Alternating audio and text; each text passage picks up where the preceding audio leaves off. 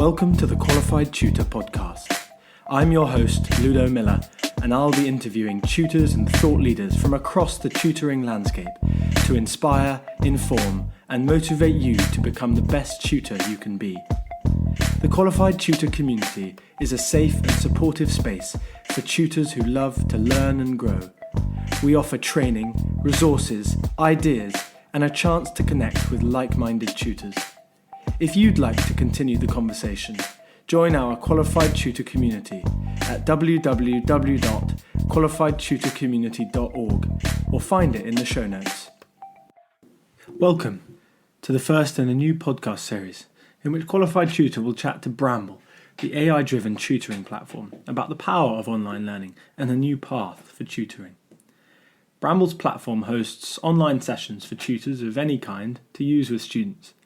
The platform's fully searchable database means every session can be reviewed by all parties, students, tutors, and Bramble, for revision, safety, and monitoring purposes alike. The platform has hosted a frankly incredible 500,000 hours of tutoring, with many of the leading agencies making use of the tech, especially over lockdown, which saw huge growth for the company. We are delighted to announce this series, which will bring all tutors up to date with the latest in tutoring tech, which any smart tutor will see as fast becoming the norm, whether we return to face-to-face sessions or not. Another incredible stat that blows my mind every time is that 90% of the GCSE math spec is covered on Bramble every 3 hours. Let that one sink in.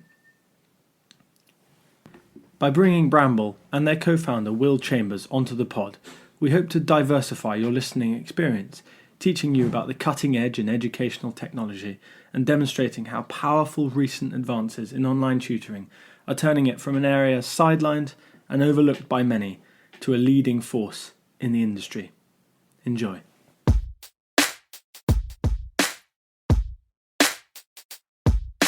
So, Will, we're really happy to have the opportunity to speak with you today because we think that Bramble and Qualified Tutor are coming from the same place and have a shared vision for making tutoring accessible and a game changer in the way that we provide education for all our students.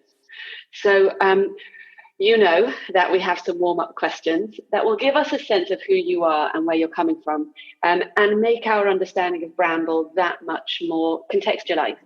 So, Will, what kind of student were you, and did you ever have a tutor?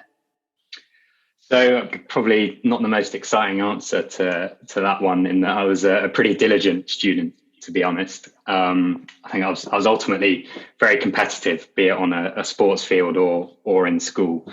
So always wanted to just kind of get the best mark and got my head down accordingly, really. And did you ever have a tutor? I didn't, no. I never had a private tutor, but at university was fortunate enough to experience a supervision system, which is very much akin to private tutoring. You know, once a week, would meet with an expert in a one-to-one or a small group setting, and have this really great learning experience. And actually, that was a big part of the inspiration behind why we started Bramble. We wanted to bring that same experience online for students all over the world. Oh, fantastic. Tell us a little bit, before we dig right deep into Bramble, tell us a little bit about how you started in tutoring and also your equity project that you were working on before Bramble.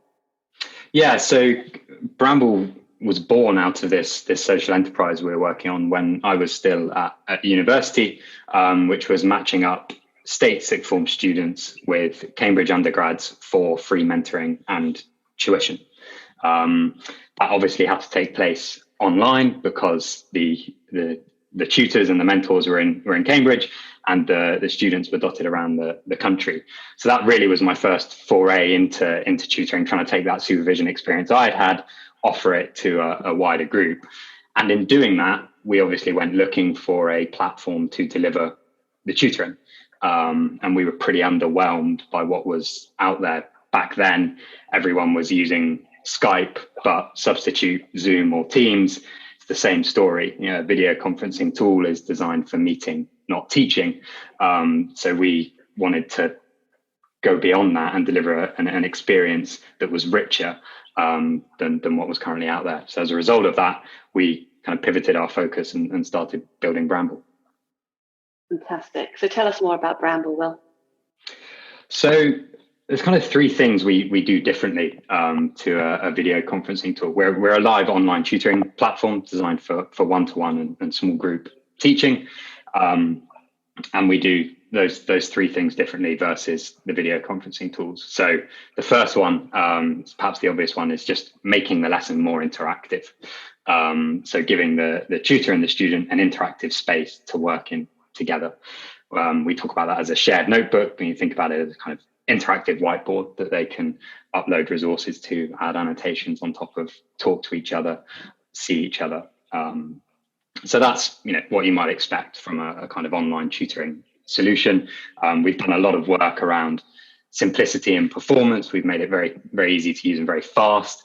We think it's very important that lessons flow. When you're trying to recreate the experience of being sat next door to each other, you can't have any lag, be it drawing strokes or uploading resources. So we've worked very hard to eliminate that and offer that really interactive experience, which I think helps tutors to deliver a better live lesson. We had a lovely piece of feedback, didn't we, about that? We were talking about it on the community space last week about what makes Bramble special. And Johnny Barnsley from Manning's Tutors was saying that he enjoys very much that there's no lag.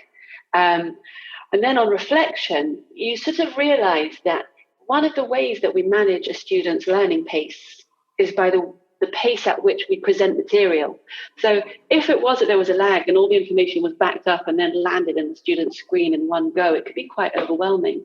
But for you to have control over putting each number or each element of a diagram or each layer of information, one on top of the other. So in addition to having that sort of closer stimulation to the way that we work face to face, it's also doing other things. It's also managing cognitive load. It's managing the way that we're able to be responsive to our students' needs. So the fact that the tech not only doesn't get in the way of that, but is also enabling is super exciting. Yeah, absolutely. And our ambition with the live session app, as we call it, is almost for you to forget about the technology, for it to get out of the way. And one of the things we track to see if that's happening is the average amount of time a user spends in a Bramble session. And we find that it's over an hour. So every day, every user spends at least an hour on average in a Bramble session, which suggests that they're flowing very well. And we see, I think it's around about a third of sessions are longer than 90 minutes, which again suggests that they're forgetting the technologies there and just getting totally immersed into the learning. That's lovely. Will, we had Mary Myatt on the podcast last week, and one of the things that she talked about in her most recent book is deep learning. And she talks about how, this book by Cal Newport, Deep Learning, they reflect on the fact that in this sort of high change, high information age, one of the core skills that a person needs to do is to be able to sit down and concentrate and focus for long periods of time and actually make great strides rather than doing lots of things at a shallow level. And so the idea of a 90-minute effortless, focused tutoring session sounds really promising for those students who are going off into this world where we're constantly distractible, and yet the value, the currency is being able to concentrate and make progress. Yeah, definitely. And I think that's one of the interesting things that online opens up is your sessions don't just have to be an hour by default. You've got more flexibility there on both ends. So it's been really interesting to see tutors and students make the most of that. It's really interesting. It's actually called deep work, not deep learning. Go ahead, Will. Tell us about number 2. So the kind of second, and from our perspective, most exciting thing about Bramble is we viewed this transition to online as not merely being about substitution. It's not just a case of recreating the experience we were having in person, but also an opportunity for improvement. What can we do differently? What are the exciting possibilities that moving tutoring online opens up. And the clearest manifestation of that is our searchable lesson recordings. So every lesson on Bramble is recorded, transcribed, and fully searchable. And what this means is that students build a phenomenal learning resource, a kind of legacy of learning that they can come back to again and again and again, really helping them to get much better learning outcomes, which is what tutors ultimately want. And then the flip side of those searchable lesson recordings being they also offer real peace of mind from a safeguarding perspective. A recording alone isn't enough. If I've got 50 hours of lesson recordings and a student says something happened halfway through one of them, no one's ever going to find it. Those lesson recordings being searchable means that if ever an issue is raised, you can pinpoint the exact point that it happened and investigate it, which again is great for tutors and students because it just means everyone's safe and everything's transparent. That's fascinating. So you're saying that the technology allows you to search, well, we're going to have another whole session on this, aren't we? But briefly, the technology allows you to use a keyword, to search a keyword in any of the sessions that I've ever received as a student. Is that right? Yeah, and actually even more than that, keywords, plural, is kind of key to what we're trying to do, is that it's not just about kind of typing in mitosis and firing and forgetting and getting a result 5 seconds later. We try and guide the search as you're typing. So you'll start typing out mitosis, and then we'll look at all the things you talked about in the same context as mitosis. So cells pop up, chromosomes pop up, meiosis pops up. And sure enough, I can see, oh yeah, talks about mitosis and meiosis at the same time. Click on that and it pulls up all the times we spoke about that, we typed about it, or we shared a resource alluding to it. And then we can jump straight into that lesson at the exact point that we were discussing the differences between mitosis and meiosis. So the student's gone from having a question, having forgotten something, to the exact point, kind of revisiting the memory that they formed with their tutor in a matter of seconds. Wow, you've said tons of juicy stuff there. But you're saying that the predictive text is already part of the learning process for the student, because you're helping the student to select which session it was that they want to revisit. So explain to me, who owns these recordings, the tutor or the student? So as user-generated content, they're owned by the users, so they can come back to them again and again and get as much value out of them as they want. Both the tutor and the student? Yeah.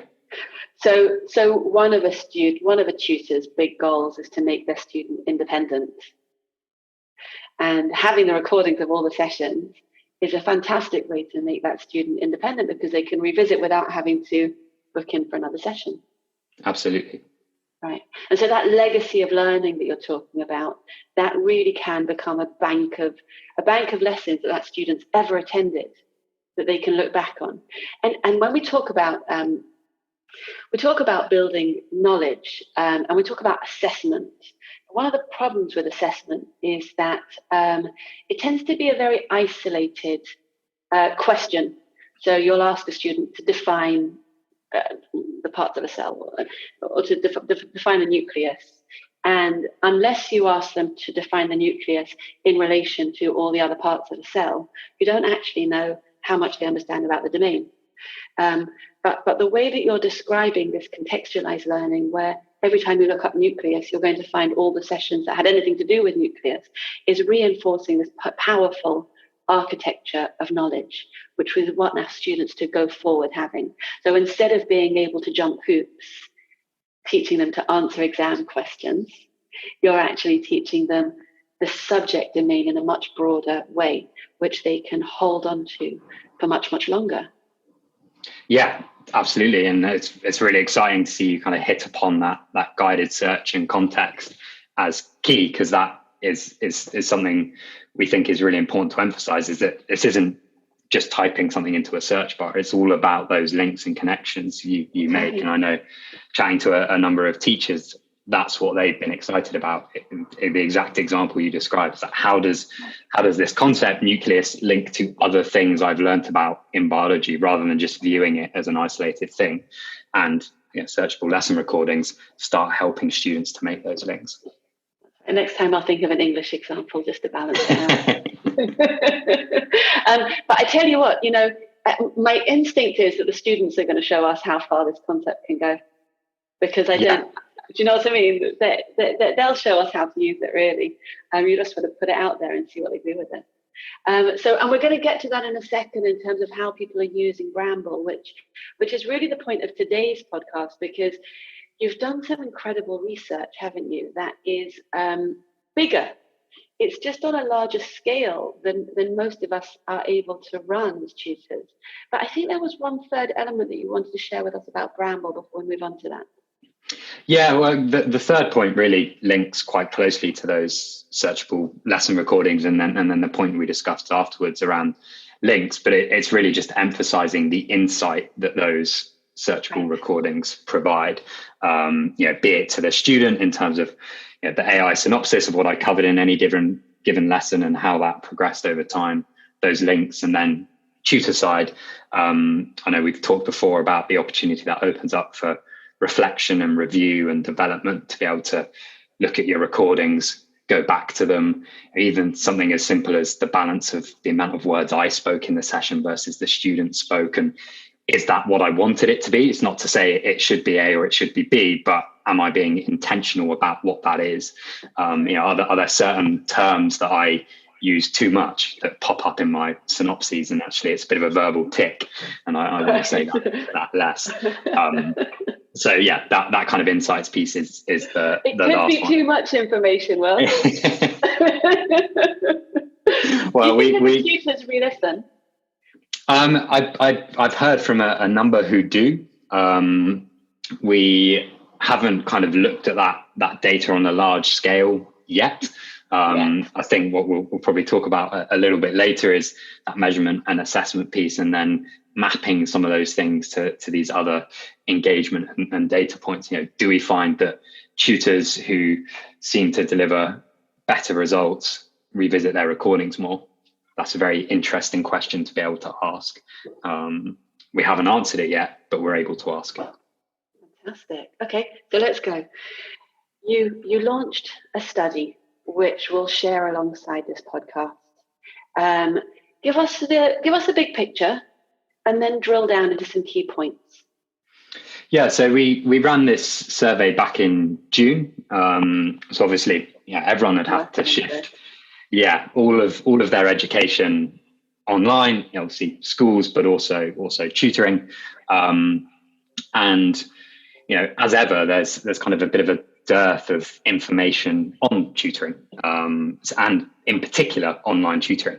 So we felt there was an opportunity to put that right and run quite a large scale study on people's experience of online tutoring under lockdown. What were some of the challenges they had faced? What were perhaps some of the unexpected benefits? And how did they see their use of online tutoring moving forwards? We asked a range of different people. We asked tutors, students, parents, and organisations, and we got a phenomenal response. Really, we heard from over 2,000 people, which I think makes it comfortably the largest survey into online tutoring, perhaps the most comprehensive into tutoring as a whole in the UK. So a really promising data set. So what did you find? So I think probably at risk of sounding like I always talk in threes, there were three key points that we pulled out. So the first was around this transition to online. Now, obviously, at the time of asking, everyone had been forced to move online. But what we were more interested in is what was people's use of online tutoring before, and what do they think it's going to look like afterwards. So we said to the 2,000 odd respondents, more than half of whom were tutors, we said, what percentage of your tutoring was previously delivered online? And we found that 80% of survey respondents had never delivered any tutoring online before lockdown, which was great for the survey, really, because it confirmed that it was a pretty representative sample. This wasn't just a group of people who've been tutoring online for the last 10 years. This was quite a reflective look at a load of people who all of a sudden been forced to tutor online at the drop of a hat. So 80% of tutors had never tutored online before lockdown. And then the follow-up question we asked was, looking over the next 12 months, what percentage of your tutoring do you think is going to continue to be online? You know, are you going to continue tutoring online for the next year? And 99% of tutors said they would be continuing online to a greater extent than they were previously. So that was fascinating, really. You've gone from a situation where 80% of tutors had never touched online tutoring and 99% of them were planning to stick with it, which I think really spoke to the power and the benefits they had seen in it.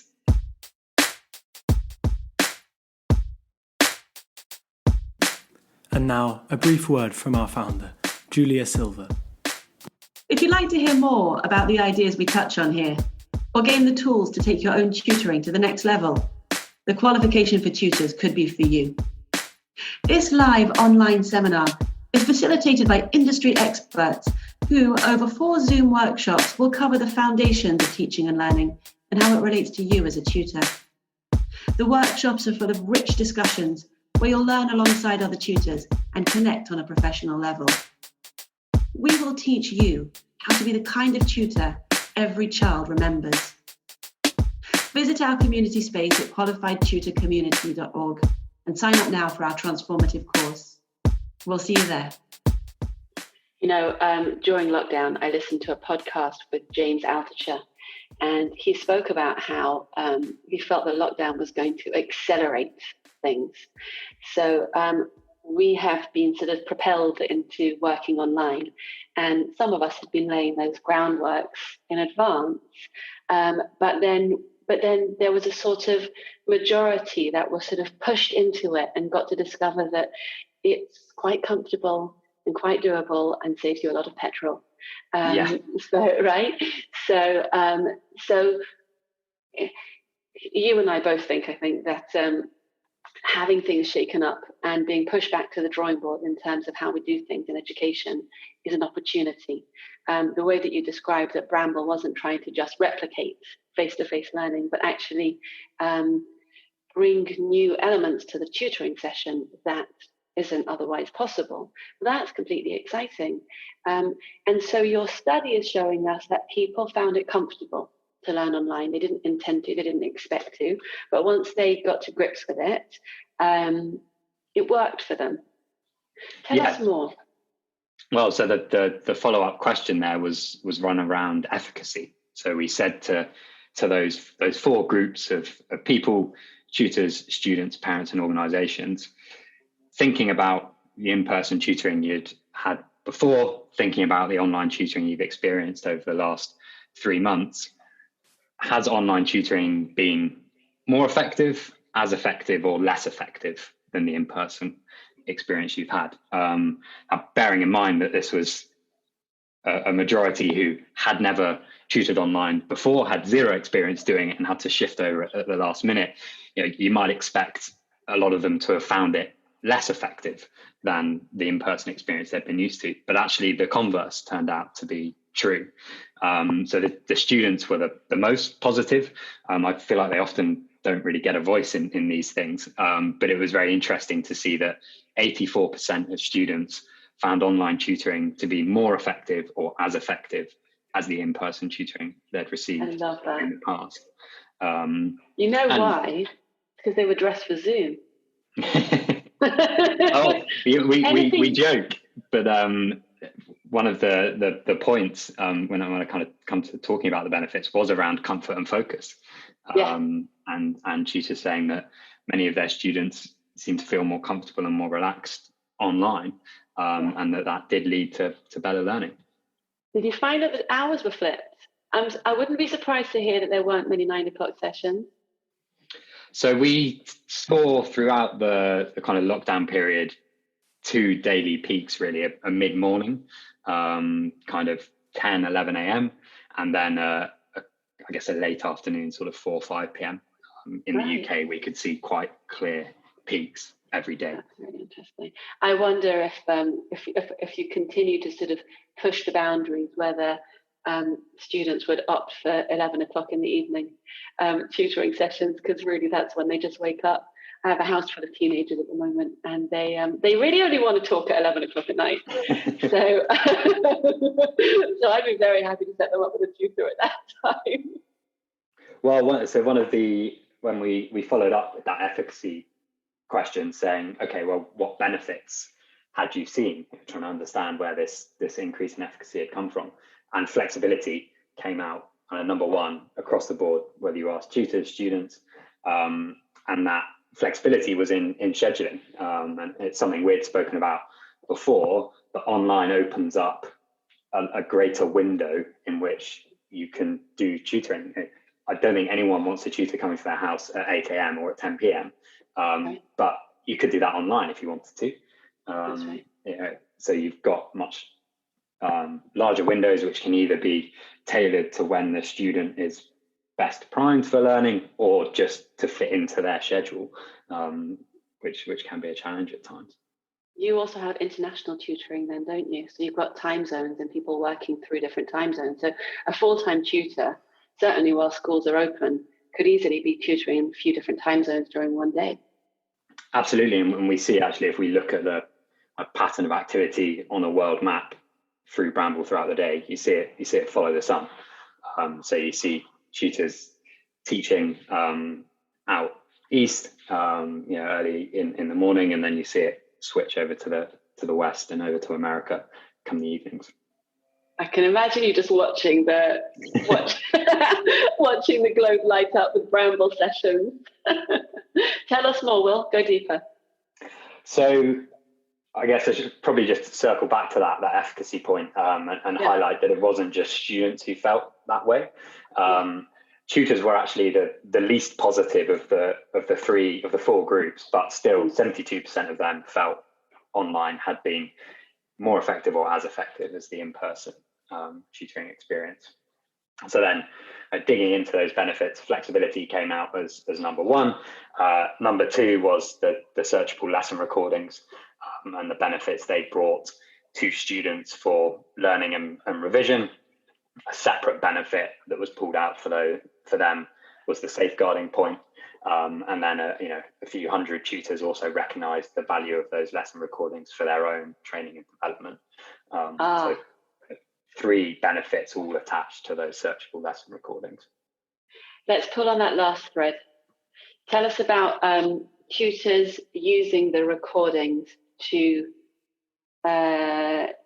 support their own professional development.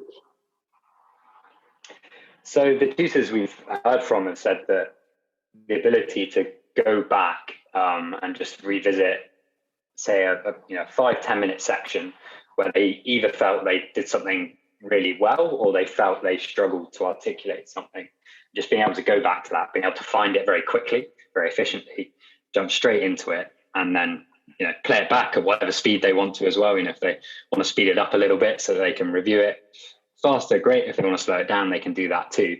And the ability to just go back and relive that 5 or 10 minutes and then reflect on it, say, okay, that was a really good bit. What did I do here? Or actually, I could have done this better. And then the ability to try that in the next session and then go back to that recording and see, did I manage to do that or not? So there's two elements that Qualified Tutor is just about to launch. One is coaching, where we work one-to-one with tutors. We observe a session or a part of a session, and then we give them some feedback about how to improve. And it'll tend to be constructive feedback. We lean towards the positive because there's really no such thing as constructive criticism. It's just the downer. Much more important to show people where they're going right so that they lift their whole process that way.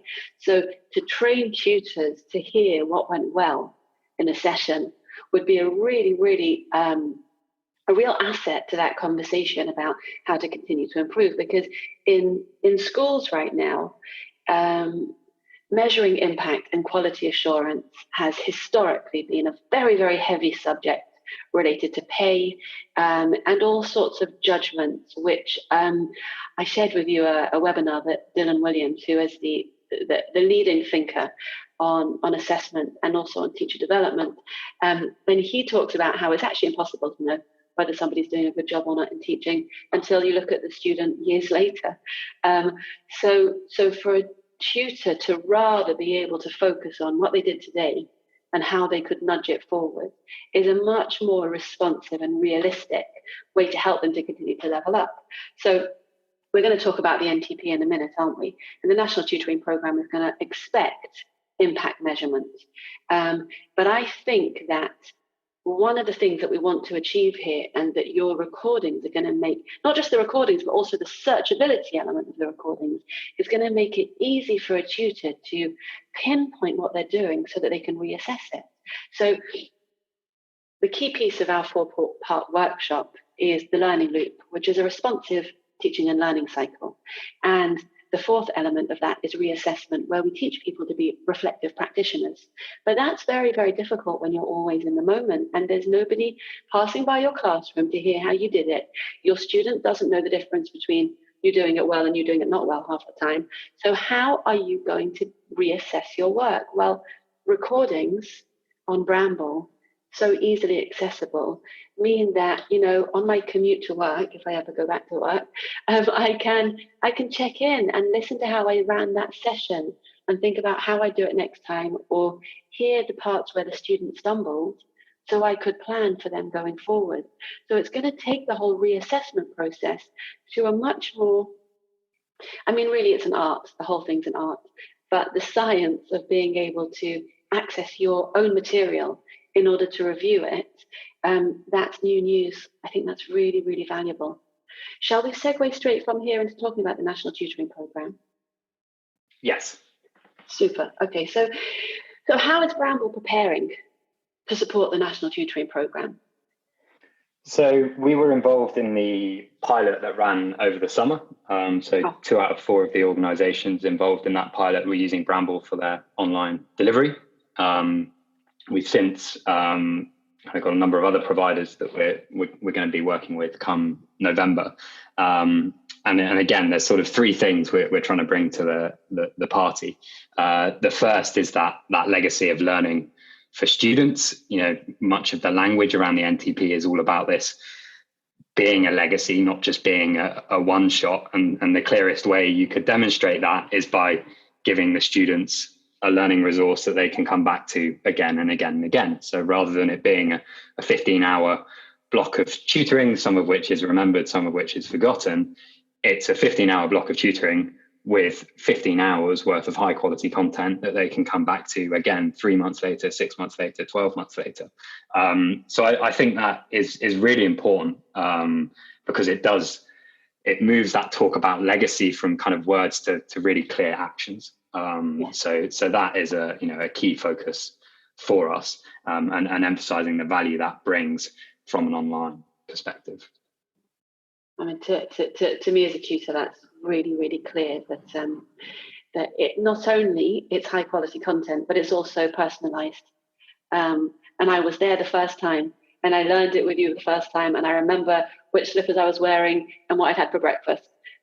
So all of those things that sort of associate the context with the learning experience, which I know is really important for you, means that I'm going to have access to that knowledge in a much easier way than if it was a pre-recorded video, generic video, or if it was a book, because you explained it to me and I remember understanding you then. So all I need to do is tap back into that memory of learning.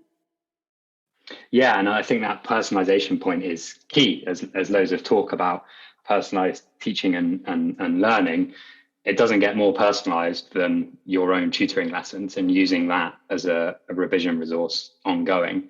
And those points you make about how that taps into the memory process is a really interesting one as well. It's still early days, but we've done a bit of a literature review looking at that, and how a search-based learning supports similar mechanisms that strengthen memory, versus traditional approaches which maybe are at risk of weakening memories.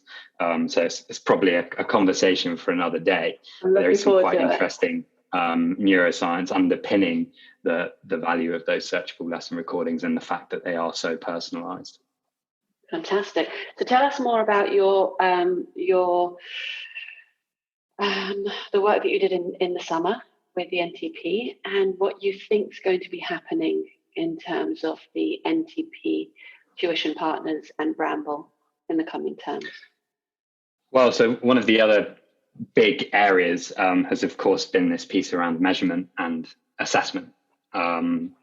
So, you know, at Bramble, as we've said, we've already got this kind of huge amount of data generated from the lessons, you know, the recording, the transcripts, the engagement, how many strokes were drawn, how many resources were shared, all of this data. What we haven't previously had and what often hasn't been in place in tutoring generally are kind of student KPIs. You know, what level was the student at before this tutoring started and what level were they at the end of this block of tutoring. So we're doing two things on that measurement and assessment front.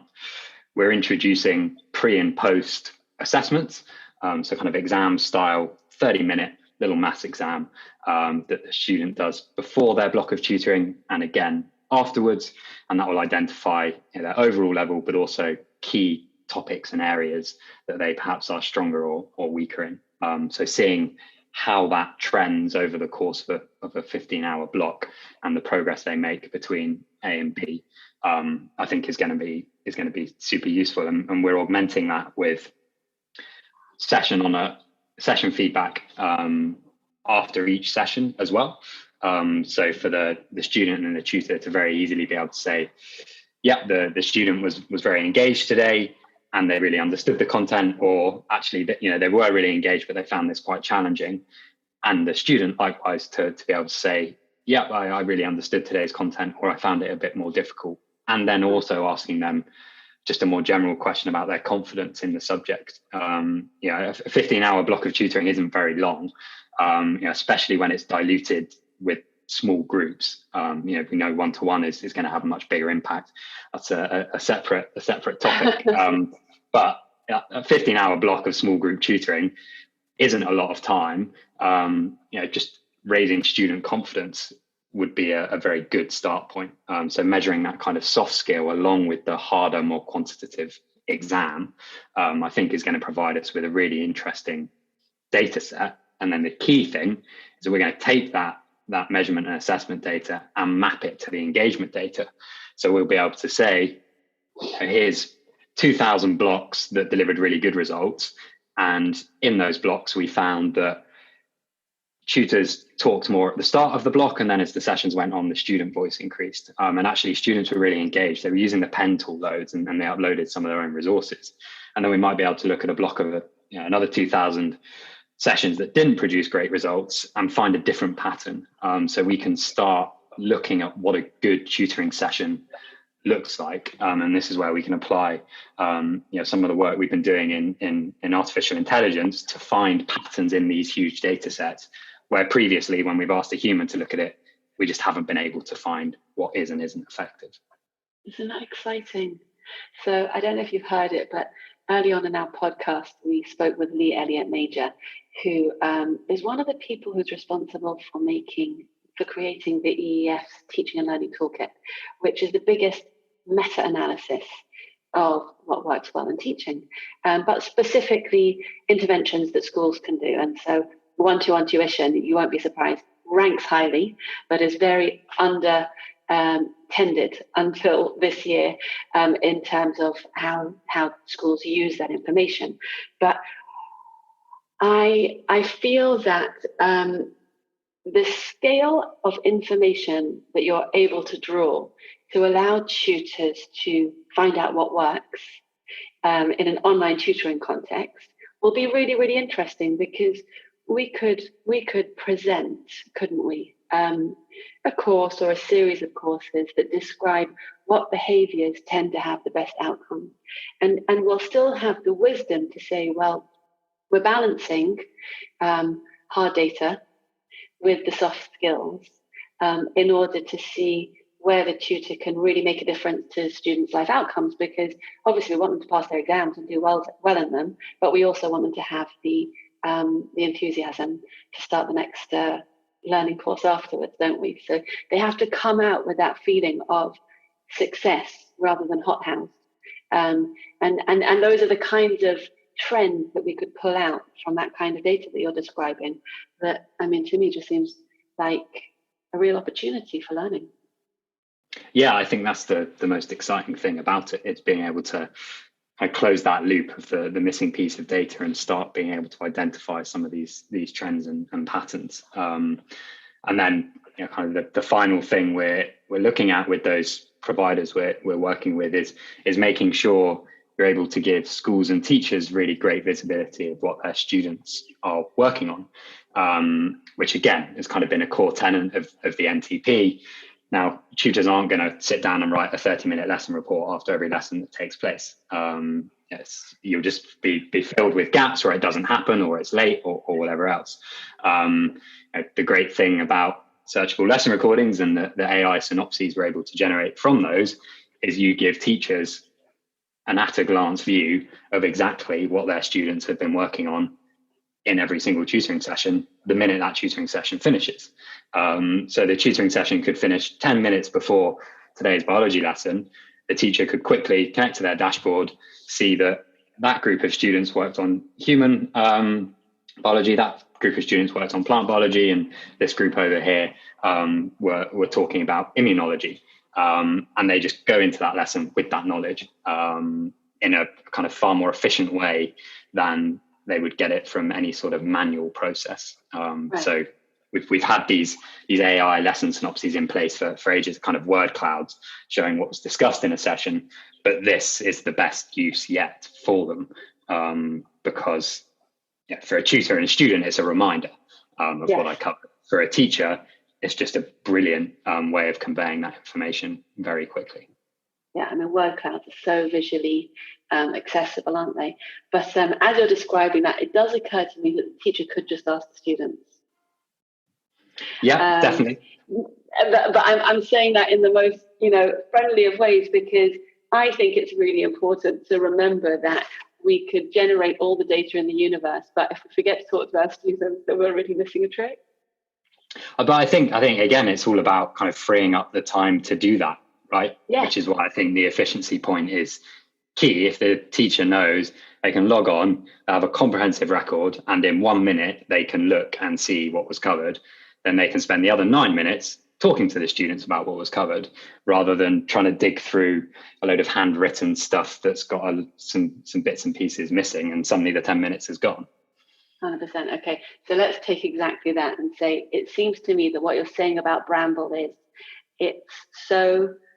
it's such a comfortable fit with the way that we want to tutor, that you're maximizing our tutor time. And the way that it's going to fit into the NTP is in the same way you're making, you're helping us get maximum bang for our buck in terms of the tutor's impact on student outcomes. Does that sound right? Yeah, and I think it kind of comes back to that point of the genesis of Bramble, really, around not just being about substitution, but improvement. What opportunities does moving this online give us that just aren't possible in that offline setting? And the recordings and the measurement and the assessment and the insight are the answers to that question, and the NTP is the clearest articulation of that value yet. Because of the scale. Right. Yeah. And because it's come into school, so it's not just between parents and tutors and students anymore. It's been landed in mainstream education, which takes us to our final question, the magic wand. Have you got it ready? Yeah. If you had a magic wand to sweep across the educational landscape, what would it look like? Well, I mean, there's a very easy answer to that question at the moment, isn't there? Which is no coronavirus disruption in schools, so that students and teachers can have a normal school year. So I think that's probably everyone's number one wish. If I had to give a slightly more nuanced answer, if you'd asked me that question a year ago, when we weren't in such exceptional circumstances, then in my niche of education technology, it's kind of all about finding a better way of schools being able to evaluate and implement technology.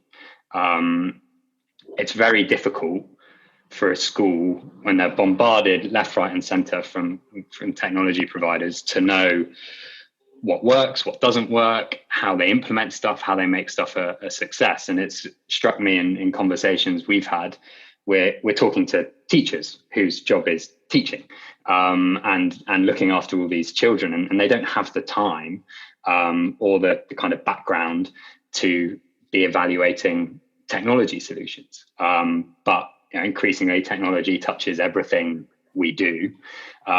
So the idea may be that there could be a role, part-time or full-time, but for someone in schools to really be focused on that, who has that background and liaises with the teachers on the pedagogical aspects of the technology, but has that kind of strong technology background for people to be able to talk to them and for them to be able to relay that to teachers, feels like it could really help with this kind of adoption of technology piece. And obviously what's happened over the last 6 months now has emphasized just how important technology is and how impactful it can be. So I think that would have been the answer I gave a year ago before everything went out the window. I can't wait to hear what next year's answer is, because I think that we'll have sort of forced ourselves to solve some of these questions. I read an article in the TES this week that was it was about a teacher who learned to use mini whiteboards in the classroom in her secondary science classroom, and mini whiteboards are very common in primary schools, where the teacher asks the children to show them that they understood and they have the answer to the question. But they weren't as readily adopted into secondary schools, I think because they just look like too much fun, and that's not really allowed in high school. But so this teacher was saying that they work very well. She trained the children how to use them, and now they were doing beautifully with showing her their work so that she didn't have to lean over their shoulders in order to support social distancing. And right at the end, she said, but surely there's an app that's going to do this for us in a minute. So it's that sort of thing of, well, we found a really simple solution, but surely tech will take it to the next level. And surely we're all sort of growing in this way. And so I think maybe the key note that I wanted to share, maybe to round this up, is that in school leadership and in all leadership, really, choices need to be aligned with values. And so a school would need to have its mission statement clear before it decided what to spend its money on in tech. And likewise, a tutor has to be really, really clear about what they're trying to achieve before they sort of opt into the technology that's going to support or limit what they're creating. And the reason, Will, that Qualified Tutor is so excited to be aligning itself with Bramble is because there seems to be such a learning-centered vision around what online tutoring can be. Like you said right at the beginning, it's not the same as an online meeting. There's so much more to it than that. And we see that meeting technology limits us all the time. So we didn't get a chance to talk about small group tuition yet. And I know that you have a small class tuition option as well, which we should talk about next time. But I just wanted to thank you, because it looks to me like you've provided tutors with something really, really valuable that's going to really improve their success with the students that they're working with. So 2 thumbs up from Qualified Tutor. Thank you. Well, thank you very much for having me, and thank you to all the tutors who've been using Bramble and allowing us to gain some of these insights and hopefully share them to help everyone improve. Thanks, Will. Have a great day. And you. Thank you. Cheers. Bye.